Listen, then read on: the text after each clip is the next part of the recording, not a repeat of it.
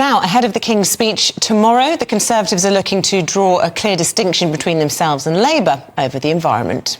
Rishi Sunak will announce legislation which allows for a new system of awarding oil and gas licences, reducing Britain's reliance on foreign imports and encouraging domestic gas production. Well, it comes despite Britain's commitment to move away from fossil fuels and the Prime Minister's earlier backtracking of net zero targets. Let's go to our political correspondent Olivia Utley with the latest from Westminster on this. Olivia, tell us more.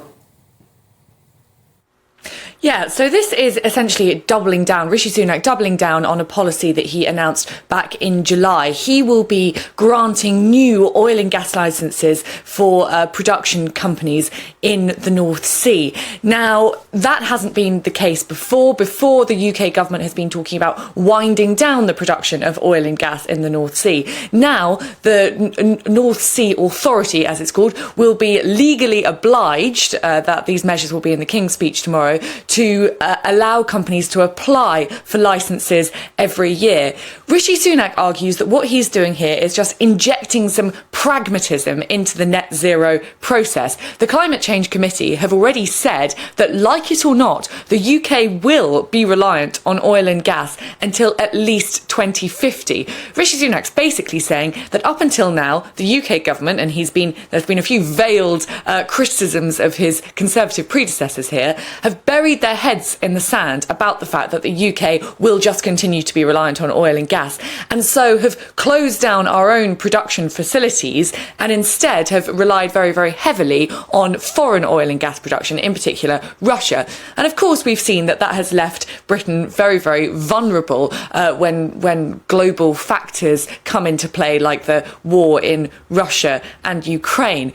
So Rishi Sunak is saying that no, he's not veering away from his net zero commitments. He's just being realistic about the situation and saying that if we are going to have to rely on oil and gas, then we should be producing our own oil and gas. As you said in your introduction there, that creates some tension between himself and Keir Starmer. Keir Starmer has said that if he's Prime Minister, he will not open any new oil and gas production in the North Sea. So Rishi Sunak is certainly on this issue less green than Keir Starmer.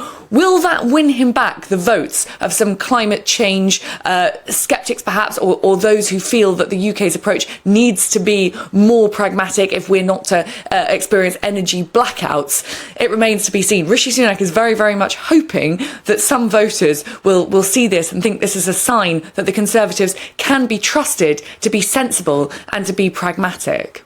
Okay. Olivia, thank you. Yeah, thank you very much indeed.